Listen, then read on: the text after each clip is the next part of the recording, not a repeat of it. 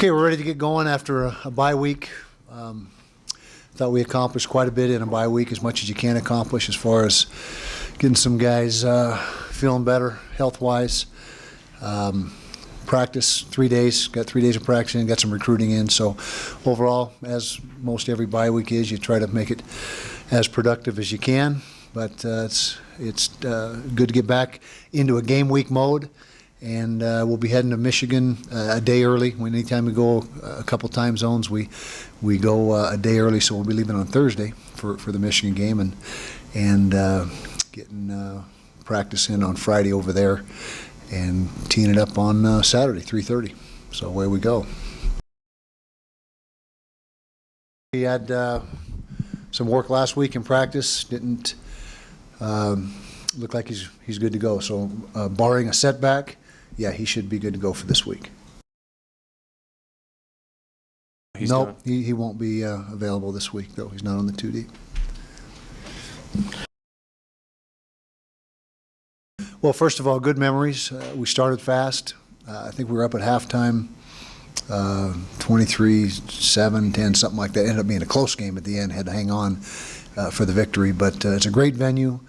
We expect 106, 108, 110,000, whatever they're going to pack in there, and our guys are excited. They're excited to go there and play one of the most storied programs in college football. Yeah, typical Michigan team. I mean, they're Michigan. I mean, that really says it all. A Big Ten, upper tier Big Ten team for years and years and years. They're traditionally very good on the offensive line. They got big, strong guys up front, 6'5", 6'6", across the board, and 300 plus. Very good defensive lineman. Number 57 is a very good player, active, tough, and like I said, just they're a talented team, and we got to be ready to play our A game without a doubt. Not really. We know they're a typical Michigan team, good athletes all over the place, physical up front, line of scrimmage, particularly the offensive line, very physical, and we didn't really, there was nothing really out of the realm of what they've been doing the first two games. A few more, the receiver didn't play, Funchess, and so they had more 12 and 21 personnel groupings than they probably would have had he been available, but other than that, no major changes.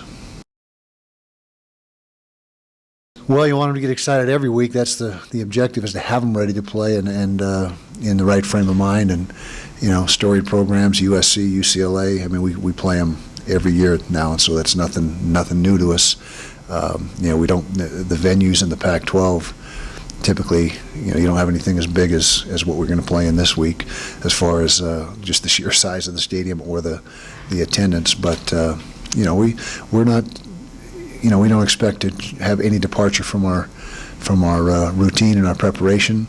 But to answer your question, you'd like your guys to be focused and in the right frame of mind every single week of the season. Yeah, he's a big, strong kid, 6'4", about 220. Runs the ball well. He's got quickness. He's got athleticism.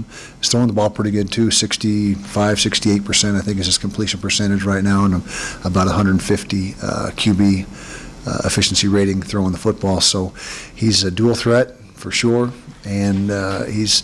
Although he hasn't run a bunch yet this year, he's very capable, and we need to make sure that we have our bases covered. He's just a really good athlete, big, strong kid.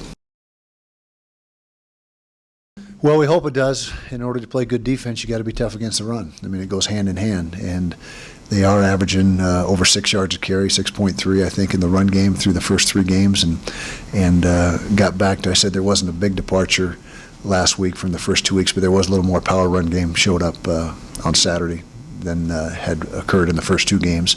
And again, I attribute some of that to not having their premier receiver on the field. But you better be able to stop the run. If you can't stop the run, every game is going to be hard. And so you've got to be able to stop the run, and conversely, we've got to be able to run the ball with our offense to a certain degree of success, or else everything's going to be hard with our offense as well.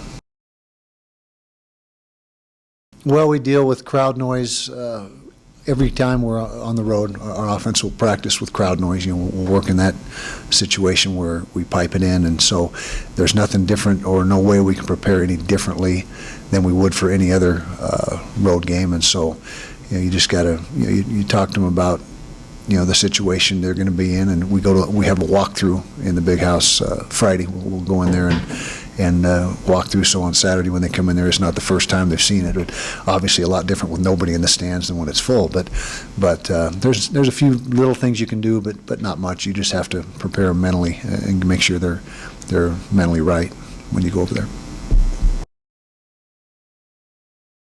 Well, I don't know if any game's just another game in that, in that sense, or with our attitude or our approach. But certainly a few years back it would have been the highlight game of the year, I guess you can say. But playing in the Pac-12, it's week in and week out. I think we have 5 teams in the top 25 right now, 4 or 5 teams in the Pac-12, and so it's just another one of a lot of challenges that are on the schedule.